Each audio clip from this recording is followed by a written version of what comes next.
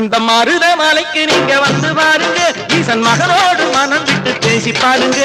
தீராத வினைகள் எல்லாம் தீர்ந்து போகுங்க, சத்தியமா சொல்லுறேன், தீராத வினைகள் எல்லாம் தீர்ந்து போகுங்க. அது தீராவிட்டால் வந்து என்னை கேளுங்க, அது தீராவிட்டால் வந்து என்னை கேளுங்க. மருத மலைக்கு நீங்க வந்து பாருங்க, மருதமலை முருகனுக்கு, மருதமலை ஆண்டவனுக்கு, மருதாச்சல மூர்த்திக்கு.